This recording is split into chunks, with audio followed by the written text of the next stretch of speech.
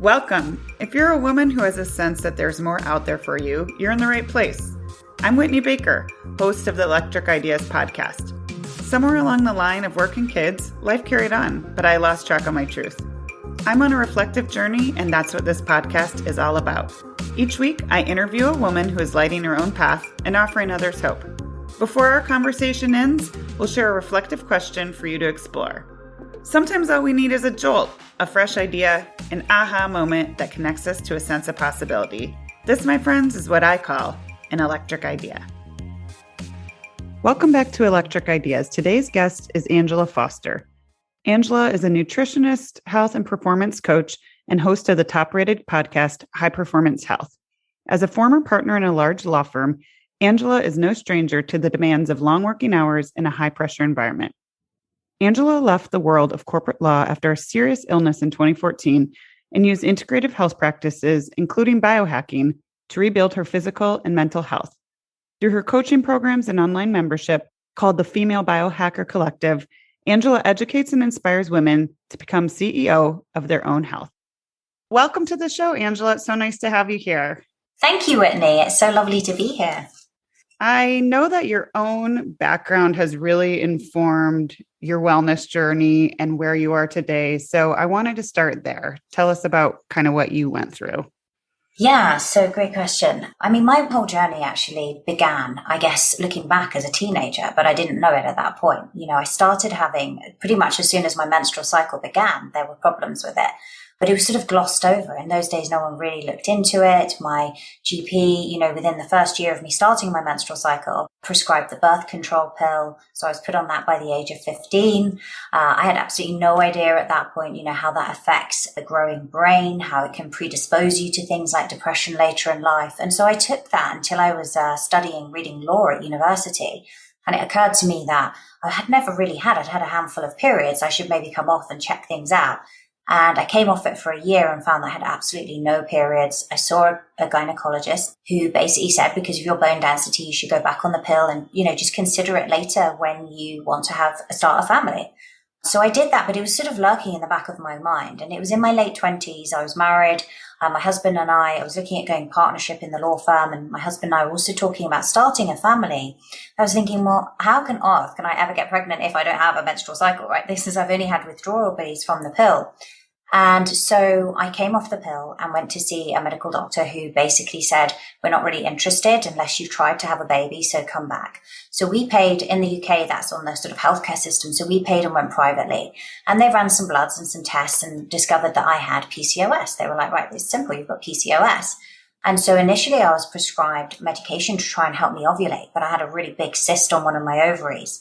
And they were sort of monitoring it. And to be honest, all I ended up with was cystic acne. Nothing really happened until one day I came out of a negotiation really struggling to walk. And so I then had to have sort of urgent scans and things. They thought the ovary might be twisting.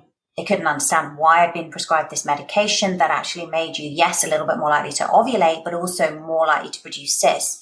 And so I was prescribed metformin for insulin resistance because of the PCOS, more medication. And I couldn't take that. I felt terrible on it. I had really bad gastric distress. I was taken into hospital for urgent surgery, and they discovered I had rampant endometriosis and another chocolate cyst on the other ovary.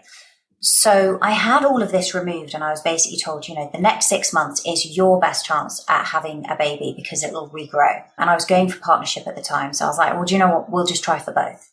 And fortunately for me, I ended up pregnant within the 8 months that I was doing the partnership track. So there I was now, 9 months later, brand new baby, and only a month into partnership on maternity leave. And I ended up having my children close together because of the gynecological problems. So I had 3 kids in 4 years. But what came with that was 3 bouts of postnatal depression. And I think that the years that I'd worked as a lawyer, working through the night, long hours, weekends, had really set the stage for the adrenal dysfunction I had, but also things like birth control from a young age. The PCOS had predisposed me to depression. And I was really, really struggling. And by the time my youngest daughter got to the age of 2 years old, I was just in this battling place. I'd created effectively this prison in my mind where I just wanted to turn my head off. I couldn't cope with the depression. I was on a ton of medication to control bipolar episodes. And I just wanted an out. But I thought, well, how can I take my own life and leave my kids and my husband without a mother and a wife? And I was caught. And then I was rushed to the hospital again. I had pneumonia, but they thought I had possible lung cancer. And the scan revealed that it was actually viral and bacterial pneumonia. And I was immediately admitted. I was neutropenic and really fighting for my life. And that was just a very profound moment. It's almost like I'd fallen so deep and so hard. And it really sparked in me. I actually strangely felt this sense of peace in hospital. I'd been trying to run away from myself. And then there I was, right? Where are you going? It's like John Kabat-Zinn says, wherever you go, there you are. And here I was in hospital with myself. And so but I felt this profound sense of peace, almost, I think, a lucidity from the fevers I'd been having. And I was finally okay with being me. And I just was like, I've got to get out there. I've got to be a mum to my kids. I've got to see them grow up. It was like a wake-up call. And interestingly, within 48 hours of me making that decision, my blood work changed. I was responding to the intravenous antibiotics. But that was a restart for me. And that's when I finally decided I'm going to close the door on law. I'm going to completely retrain and try and understand what the hell has been going on with my health and actually rebuild my mind and body. And that's kind of where it all began. Wow, that's a journey. And it sounds like a lot of pain and overwhelm and so many things going on. So you decided to shut the door on your partnership in the law work, but what else did you start tapping into at that time to enable your start of recovery? Yeah. So, there was so much that I had to do, right? Because I was physically burnt out. My immune system was really shot. I was mentally really struggling and I hadn't focused at all on spiritual health. I'd seen so many different clinical psychotherapists as part of the treatment protocol. But I think what makes it different is when you suddenly have a purpose and you make a decision. And I made a decision that I wasn't going to think about suicide anymore. I had to find a way of getting well because here I was, in hospital.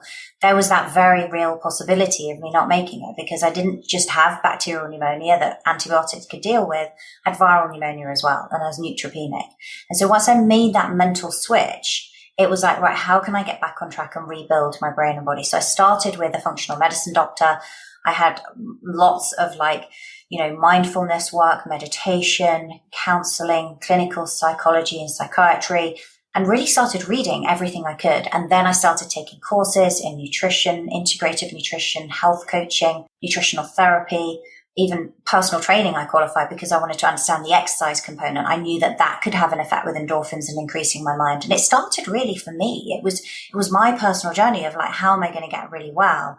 And then I started to work with clients because I got all these qualifications. And from there, it became a bigger mission. I realized that there are so many women that struggle, and it might be postpartum or it might be as they're coming up to menopause. But at various points in their life, our hormones really dictate how we feel.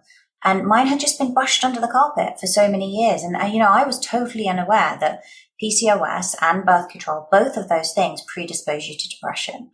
And, that depression had gone on so long, we couldn't call it postpartum anymore. And it was transcending into sort of bipolar episodes. So it was, how can I rebuild myself? And it's like Joe Dispenza says, which was a great book, as one of the books on my journey, break the habit of being yourself. And that's what I had to do. And there was so much self-loathing when you're that depressed, to get to the point of suicide, you really have a lot of self-loathing. And so I had to really work on that identity and rebuild everything really from scratch. I think this is so powerful because now, you're in a totally different place. You coach high achieving women from all over the world across multiple industries. And not only have you seen it all, you've experienced it all. You've been through so much mind, body, spirit. And I think it's a testament to how you can speak to women today. Thank you. Absolutely. So I want to bring us to the present because I know that one of the things you talk about the most right now is biohacking. And I think like some of the other terms that we use right now, I wish it was called something different because it just sounds a little scary, right? And a little bit masculine as well, right? Don't you think? Yes. Yeah. I'm glad I didn't. I think I intuitively felt that, but I hadn't put words to it. But yes, it just energetically, it just seems like aggressive or something. But I just want to start by having you explain what biohacking is for people that maybe aren't familiar at all with that concept yet. It really is about influencing your internal and external environment for health optimization. So we're literally hacking into your biology and looking at the internal and the external inputs and outputs that really affect and influence the way that your genetic expression is playing out, the way that you're feeling, your energy, your thoughts, and everything. So it really, biohacking for me, and I think people have different definitions, is really mind, body, spirit optimization. It's all of them, but it's about there is a scientific approach, and I use a lot of data with people, a lot of tracking with things like, the Oura Ring, for example, that I wear, use various different devices, like things like Brain Tap, for example, for creating meditative states, and red light therapy devices. But you can do this without any investment. You can do this literally using the things that nature has given us that are literally free to get started. But it really is about understanding that you are bio-individual. There's no one exactly like you, and how you can begin to optimize the expression of your genes and your biology for health and longevity. I definitely want to come back. I'm making a mental note because I want to talk a little bit about devices later. But okay, so now that we have a baseline on understand biohacking, well, it's bio-individual, as you say. I'm curious. I think there's a lot of women who perhaps aren't as deep into what you were when you were balancing that very big hormonal shift of having in your childbearing years, your career growth time. But I think that there's a lot of women who are listening who probably do have a sense of lack of energy, maybe brain fog, maybe ongoing fatigue, where it doesn't seem like something they necessarily want to go to their doctor for, but they can't quite seem to get it right. So what are your top 2 or 3 biohacking tips that women who fall into this category might be able to explore on their own? So for energy and brain fog, I think that's particularly common around perimenopause, right? And there's some reasons for that, where we're experiencing a significant hormonal disruption, but also the brain is reorganizing itself with estrogen, progesterone's kind of dropping first, and then later we get a significant drop off in estrogen. But I think with energy, we also have to look at mitochondria. So really that is the foundation of our energy. And if we have healthy mitochondria and we have good density in terms of the number of mitochondria we have, our energy is going to be very different to somebody who has less mitochondria and damaged mitochondria. And I think it's very difficult because there's so many things environmentally in terms of toxins and things that we're eating that are causing that effect and contributing to things like brain fog. And I would say that at its core, any chronic disease that we're looking at, whether that is heart disease, diabetes, cancer, anything that we're suffering with, there are usually 2 things that are coming into play that we need to fix. And one of those is blood sugar dysregulation, and the second one is inflammation in the body. And if we can target those 2 areas, we're going to protect ourselves against many of these diseases and protect our longevity. We're also going to feel very, very different in terms of our energy levels. Let's talk about that more. So how does blood sugar dysregulation work for kind of your average healthy woman? So one of the things, are we looking specifically, for example, women in their 40s, for example, or sure, 50s or yeah, let's try that. Middle of the line. Midlife. Yeah. So I think what happens is, and this is unfortunate, is that in your 40s, we start to see inflammation go up. We start to see a drop in insulin sensitivity. So now we're not quite as good about moving the glucose into the cells because the body is naturally becoming insulin less sensitive. If we haven't been focusing on healthy habits and behaviors like increasing muscle mass along the way, we will have been losing muscle each decade. And that actually impacts. Muscle is an organ of longevity. It's a metabolic organ. It's the only real organ we can grow.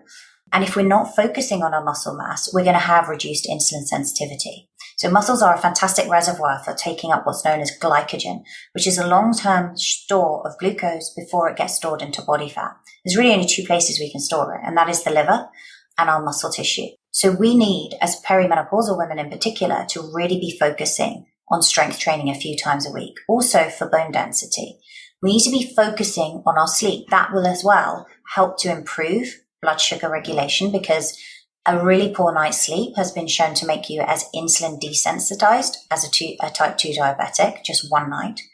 And also a lack of sleep can cause inflammation. But then we have this sort of perfect storm where actually many women are really struggling to sleep because they're in perimenopause and they're experiencing things like hot flashes. So as we begin to bring these things under control, you get more energy, less food cravings, which is another thing that people really, really struggle with. If your blood sugar is kind of spiking and going up and down, we want to create the window between where your blood sugar, the range, to kind of flatten that curve, because the more spikes we see, the more insulin is released. The harder time we have controlling our energy, but also the harder time we have controlling our body weight. And that's another thing that happens is often women will see, where's this body fat come from that I never had? Like, why suddenly am I getting weight on my hips and my tummy that wasn't there before? Or I've got it and now I just can't seem to shift it. And again, this can in part be down to the fact that we are just not regulating our blood sugar and our stress levels particularly well. And I think it's compounded by the fact that during those years, cortisol naturally goes up as well. So we need to be better about our sleep hygiene. We need to apply more stress management principles to help ourselves. And that's really when I talk about my S.H.I.F.T protocol, which is basically sleep, hormones, insights, which is gathering the data, and then fuel, which is there's a number of different facets to fuel, not just nutrition. And then the T is training the mind and body.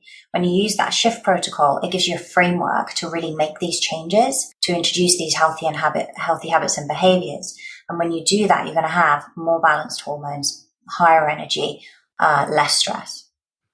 All right, that's a lot to take in. So let's go a little bit deeper into some of that. So first of all, you were talking about strength training, and a question I've had recently, because I've strength trained in different ways in my life. And does it have to be, does body weight count as strength training?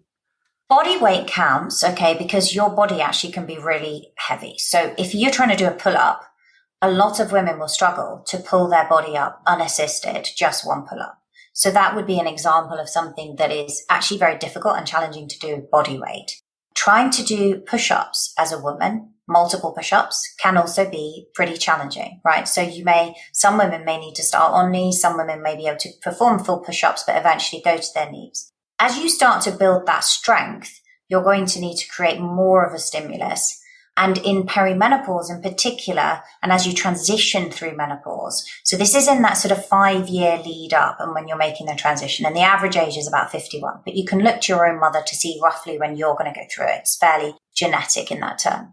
So in that period, you need to provide more stimulus if you can. And so yes, yoga and things like that, they are intense in terms of the number of movements you're doing and how much you're using your body. But if you really want to develop better insulin sensitivity, I would always advise using an external form of resistance. And the reason for that is that as women, estrogen is a significant trigger for muscle mass, for gaining muscle.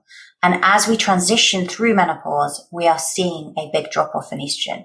In the early stages, we're seeing lots of fluctuations, right? It's all over the place. And that's why we can feel quite funky. And in the beginning, we're probably experiencing estrogen dominance because actually progesterone's going down first. But as we get closer and closer to menopause, we're losing a lot of this estrogen. And therefore, in terms of our fitness training, we're going to have to provide a stronger stimulus if we want to maintain strong bones and a good body composition. We also need to eat more protein at that stage to support the muscle. Okay, thank you for clarifying that. I just know that I'm all for finding ways of moving your body that are scientifically proven, but also feel good to you and that you are sustainable. And a lot of women, I think, are open to strength training, but maybe they don't want to do like what they consider a bodybuilder routine. I don't know. Everyone has their own ideas and perceptions. So I think it's just helpful to know that it could be a class where that involves weights of some sort, but it also could be achieved through just weight bearing exercises as well. Is that, I just want to make sure. Yeah, it could be, and it could be done slowly. You can actually get a lot of benefits because remember, it's time under tension.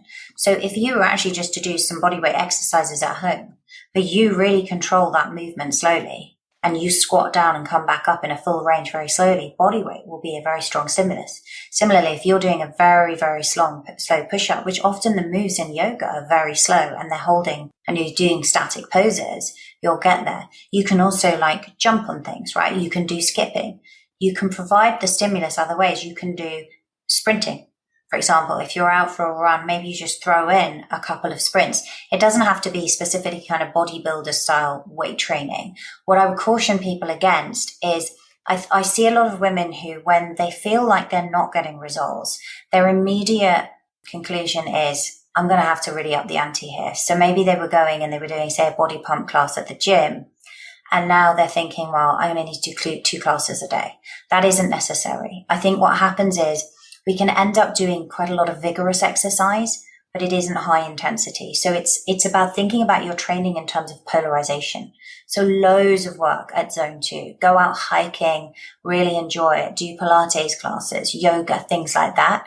But then sometimes you just need to create a little bit more stimulus. And that can be through jumping, sprinting, skipping, jump rope, heavier weights, or really slowing down and getting that stimulus, that time under tension, because you just need to create some polarity in the training. And so less is often more, keeping the sessions shorter so you're not driving cortisol up, and then making sure that you're really refueling post-workout with protein and carbs that can actually dampen that cortisol response for sort of up to 48 hours. But you're right, you should make it fun, because if it isn't fun, you're not going to commit to it. What I'm explaining here is if you really want to idealize your health and get to the best that you can be in terms of health optimization, then you would include some resistance work 2 or 3 times a week. I appreciate that, because sometimes people are just like, hey, I'm happy and I'm moving and I feel good and I am comfortable. So, bless you. But I do think it's really common for women, especially around the 40 age, to be like, oh gosh, nothing feels like it's working the same anymore. So I appreciate just that clear direction on balancing and having a little bit of a challenge sometimes, but not overdoing it. Yeah, exactly. And getting the recovery. And remember, if you haven't been training, it's going to be easier to create that stimulus. Much easier, because you probably can create it with adult body weight.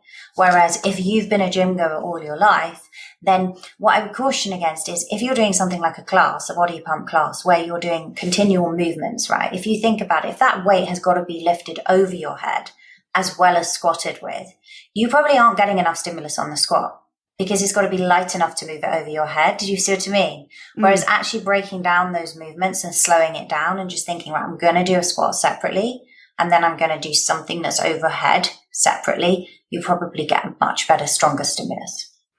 Okay, good to know. The second point that you talked about in terms of for this cohort of women that we're kind of focusing in on that might be having this fog or fatigue, you mentioned inflammation. And with that, you also kind of immediately jump to sleep. So what's the link between inflammation and sleep?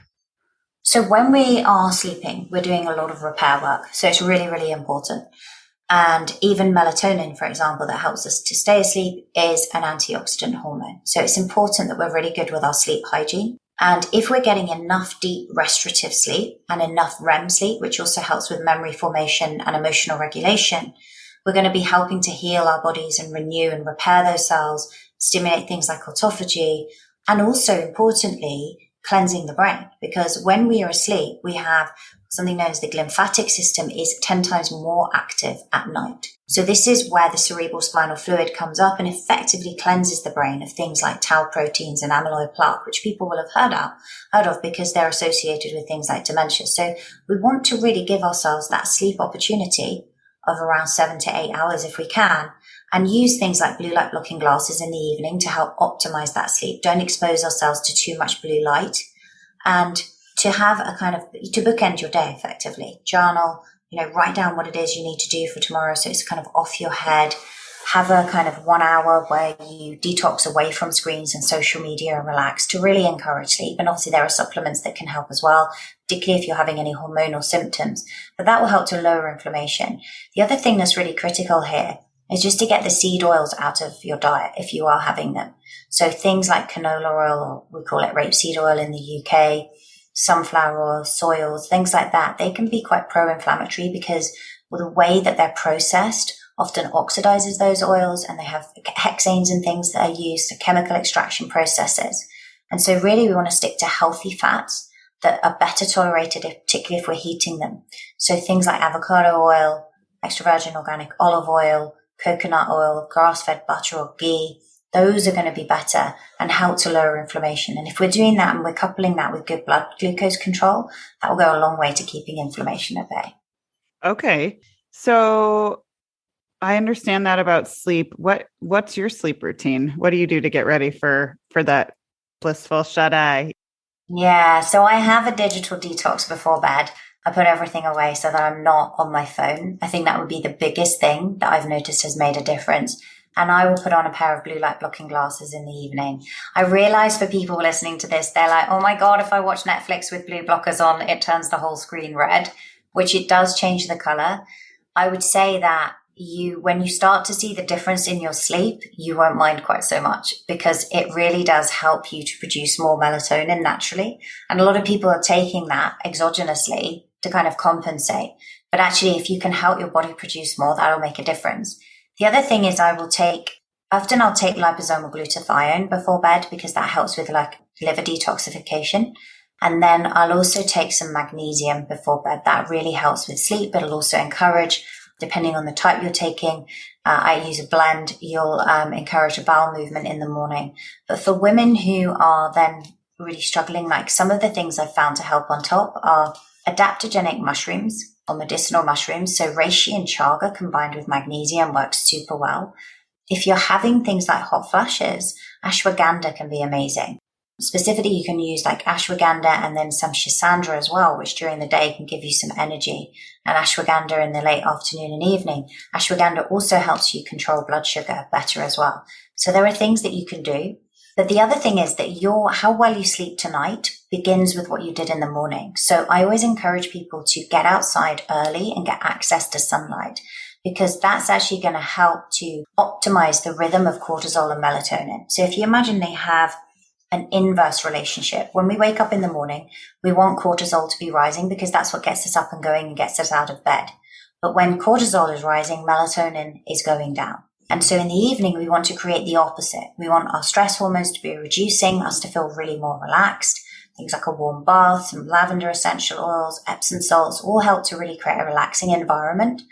And then that will encourage the release of more melatonin. The other thing to be aware of is we've all had that, the child that won't go to sleep that just gets that second wind. That is because I have one. You have one. I have one as well. Well, interestingly, because melatonin is an antioxidant hormone, if it starts to be produced and we don't go to bed quite soon after, this will be interpreted by the body as energy because it is antioxidant in nature. So that's why, you can have that thing where you're going to a party and you think, oh, I'm just so tired. I really don't feel like going. I wish I didn't have to go out tonight. And then all of a sudden, boom, 10:30, you're like, it was such a great night. I should never have stayed till 3 a.m., but I was having such fun. The second wind kicked in. This is really to do with that rhythm. And so making sure that you can get to bed ideally by 10:30, unless you're a night owl, that actually has been shown to support adrenal function as well, which again is important in perimenopause because when we're going through this period of our life, as I mentioned in the beginning, we're losing a lot of progesterone. We need our adrenals to pick up that progesterone production because if we're not ovulating every month, we're not producing much progesterone. And so if we're highly stressed, they're not going to pick that up. It's just going to be converted into cortisol. So that's another reason for really, really focusing on your sleep, looking after yourself, like coming from a place of self-love is really important. I kind of have 3 principles for women that I would say is embrace your femininity, right? Understand we're not, as Stacey Sims says, we're not small men. So work with your hormonal cycle and optimize around that.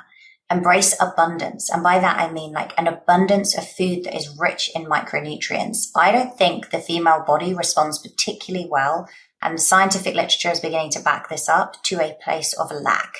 Long fasting periods, not the greatest for women. Extreme ketogenic diets, for example, I've seen women trigger early menopause. Think of it as an abundance of nutrients that you want to put into your body, and you can optimize that around your menstrual cycle. And also light, hydration, all really important as well, the right breathing. And then the third one would be come from a place of self-love, because so many of us, like we've done like 6 rounds in the boxing ring with ourselves by midday, right? From the minute we wake up in the mirror and we look at ourselves, it's like come from a place of self-love.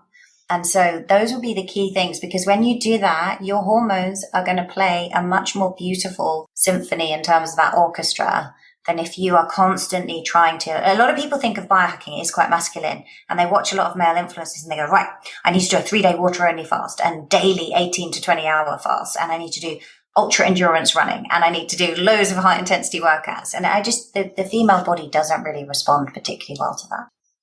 Thank you for bringing this up, because I do feel culturally like some of the people who I followed who are very into biohacking talk a lot about the fasting. And again, I know that we both know that it's really unique to anybody's individual body, what's going to serve them. But I'm glad that you are discerning a little bit about what in general a woman's body might respond to negatively or positively. So can you tell us, for those that I'm sure everyone's probably heard of intermittent fasting by now, but some people don't even know, it seems like a foreign thing that they haven't really explored. So can you just give us a baseline on what the concept is, and then tell us if somebody was interested in trying it as a woman in this kind of mid-range cohort, what would be a reasonable and healthy place to begin? Sure. So fasting is basically not eating, yeah? And it's founded in many spiritual practices. And it can help you connect with yourself. It can help to enhance a process known as autophagy in the body, which is where you have a kind of cellular clean out and you recycle components of cells and effectively rebuild. If you're eating all the time, it's very difficult for your body to do that effectively. And so, on the one hand, we have people that are eating all the time. They're eating and, they're snacking right up until the time they go to bed. They're drinking any kind of drinks that still contain calories. And then they wake up in the morning and the first thing they do is put coffee with milk or something that contains calories in their mouth. So they haven't really got much of a fasting window. So fasting is when you're not eating, but it's about really optimizing that period for you. And there will be days when you can fast for a bit longer and days when it's not going to be necessarily as good. So if we take women with a menstrual cycle, for example, actually it's probably counterproductive to be doing longer fasts in the luteal phase, which is after ovulation. So in that last bit leading up to your period, your basal metabolic rate is about 10 to 20% faster. You actually have a natural need for more calories. You're more likely to crave things. And we want to optimize progesterone production here. So at this point in the month, if we don't want estrogen dominance, fasting and telling our body that it's a place of lack and that this would not be a good time to bring a baby into the world isn't the greatest of messages. Whereas in the early phase of the month, maybe you can go a bit longer. But I would always say to women, start with 12 hours. Everybody should be doing a 12-hour fast, right? Even kids do it. If you look at very young children, we have a fantastic routine for them that we don't do for ourselves. They eat around 5 or 6 p.m. We give them a nice warm bath. We don't let them have screens. We read them a story, give them a cuddle and get them ready for bed. We're almost kind of replicating that as adults. We don't have to eat that early. But then they won't eat the next day until 7. Now, so many kids are just naturally doing 14 hours, young children, without even thinking about it. And I would say about 12 to 14 hours is about optimal for most women. However, when you start to go longer, particularly if you are doing any kind of training, so if you are exercising more than like 150 plus minutes a week, then you really should be making sure you're not fasting too much, because you're stimulating autophagy anyway through exercise. So you don't necessarily need to be stimulating it through fasting on top. What you need to do is be aiding that recovery and giving the female body what it needs. So yes, you can play around with longer fasts periodically. I think that can work really well. And if, sometimes you want to do a 24-hour fast, for example, but I wouldn't pick the luteal phase. Once you've transitioned through menopause, your hormone levels are much lower. Now you're more like a man. And actually men benefit really, really well from a 16-8 daily fast. So they fast for 16 hours and then they eat within that 8-hour window. And that can be a great way to really optimize for body composition. But that's something that I would encourage people to look at once they've fully transitioned through menopause on a daily basis. I think when we're going through perimenopause and we really do want to optimize for progesterone production, just be careful and look at your menstrual cycle and kind of optimize around it. That's helpful. Thank you. So for some women who are listening and maybe they're kind of lacking in the motivation category and they're closer to who you were before your huge transformation, What advice would you have for them to just get started on their own journey without becoming overwhelmed? I would start with the basics. I would start with I'd start by taking a really honest assessment of where you are and thinking, how do I feel? So, like, where have I got a problem? Like, do I feel like my sleep is terrible every night and I just wake up with really low energy? Well, then just pick off sleep and think, I'm going to do some of the things we've talked about today and really begin to optimize my sleep. It's the reason I have it as the foundation of the S.H.I.F.T protocol, because when you target sleep, everything becomes easier and you develop more energy to approach the other things. But let's say you think your sleep is really good, but actually you're struggling with something else. I would just bring some clarity and awareness to what that is and be curious about it and then start tracking it. I don't think we should ever attack or criticize ourselves. We've got to have acceptance as to where we are now, but then look at it and go, well, where do I want to go? How would I like to feel? And understand that anything you do in life, there is going to be a price to pay, right? There's no such thing as a free lunch. So if you say, I want to have the ultimate female physique, and for you, you think that is 16% body fat, but you're currently 28, that's going to be a big effort, right? That you've got to put in, and there's the price you've got to pay. But maybe, and then you'll have to put more steps in place to do it.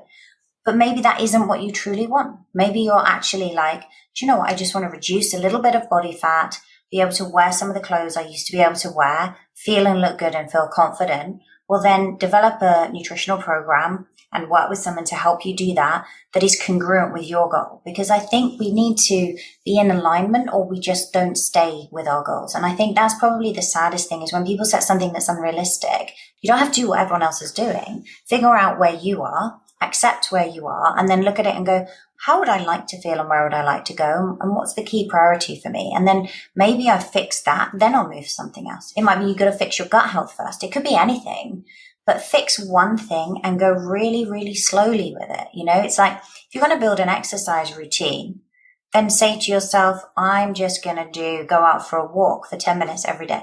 Start there. And then when you've done that, then build.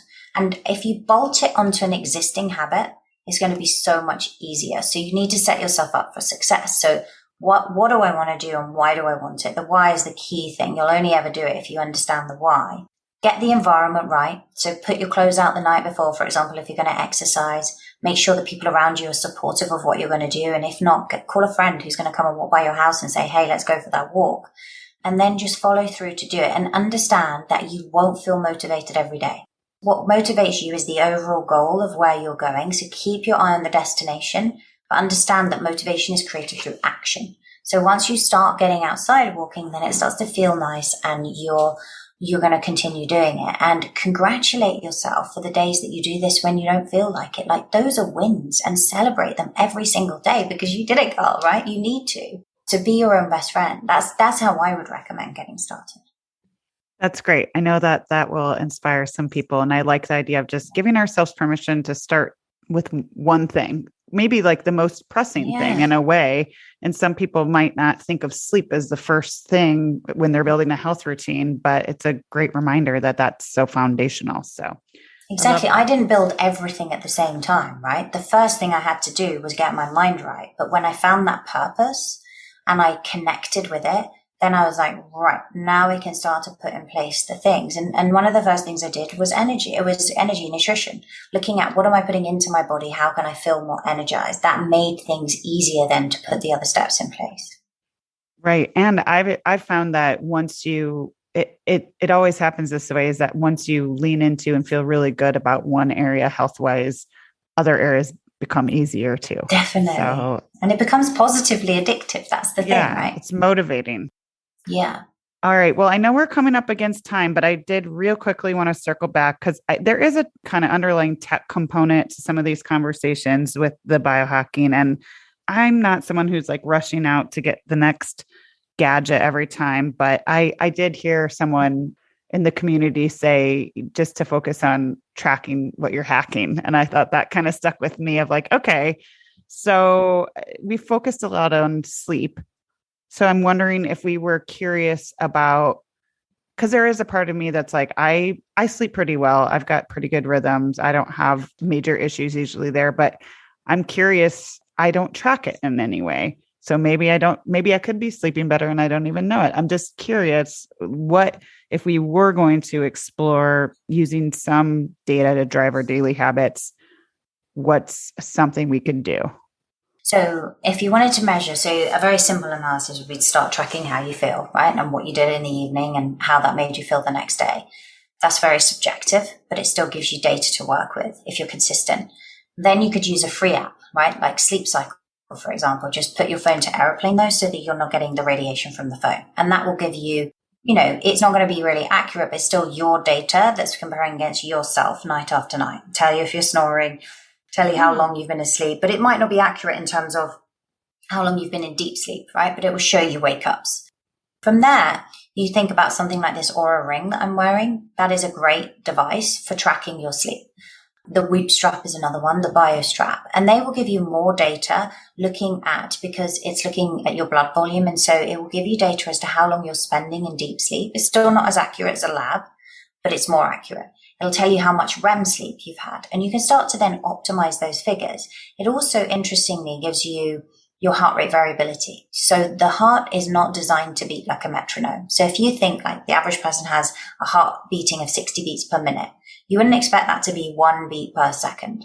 There would be interbeat rhythm that was going on. And so generally, if the heart is trying to create that rhythmic order, it's because it senses disorder elsewhere in the body. When we're relaxed and our parasympathetic and sympathetic nervous systems are communicating well together, we'll actually see significant interbeat variability. And you can look at that, and that's a really good metric as to how well recovered you are. If your resting heart rate is high for the first few hours when you go to bed, and that heart rate variability is depressed, that either means that you've been pushing yourself too much, you haven't had enough time for relaxation, or maybe you've eaten something that really genuinely doesn't agree with, you're intolerant to, and your body's struggling with it. It could be a variety of things. It could be alcohol. But it gives you some data to work with so you can begin to understand and effectively become your own biohacker of like, how are the things that I'm doing and the decisions I'm making affect me? And then how do I feel the following morning, checking in with yourself? And you'll get things like a readiness score so you can see, but it's an independent metric to give you that check and balance and for you to begin to optimize things around what you're seeing. That's eye-opening. Thank you. If I might get that for myself, or I'm thinking I might give it to my partner for Father's Day. He's the one who's kicking and up in the night. So thank you for clarifying that. All right. I know we're up on time. I always end with the same question because Electric Ideas is about, reflecting and empowering. I'm wondering, what's one question you think women should be asking themselves more? I think they should be asking themselves, how can I look after myself better? Because I think that when you look after yourself better, everyone benefits. And I think that we are so conditioned as women naturally to put everyone else first. We can feel last on the list. And I think if you can just find 5 minutes, even in your day, 10 minutes to look after yourself, truly look after yourself, whether that is going and having a coffee out in the sunshine in the morning, whether it's taking a few minutes for some breath work, whether it's meeting a friend, whatever it is, something that really fills your cup, you're going to be so much better because you can't pour when it's empty. So that would be the thing I would say. Beautiful. Thank you. Angela, I know people are going to be excited to follow you and learn more. So where can we find you? So probably the most platform I'm most active on is Instagram, which is Angela S. Foster. I have a free Facebook group called Female Biohacker, funnily enough, where people can come in, and I do live Q&As there every week. And then if people want to if they want to go through that S.H.I.F.T protocol and answer some questions and get a free personalized report on themselves to see where they are and get scores on their sleep, their hormones, etc., they just go to yourtotalhealthcheck.com and they can complete a free online questionnaire and get a personalized report from me. Awesome. Thank you for sharing that free resource. We'll make sure to capture it in the show notes as well. Sure. Thank you so much for having me on the show. Yeah. Thank you so much. My pleasure. I'm so glad you joined me today. If you're looking for more, feel free to connect with me on Instagram at @WhitneyWoman. And if you enjoyed the show, I invite you to support me by leaving a review or sharing it with a friend. Hope you have an inspired day.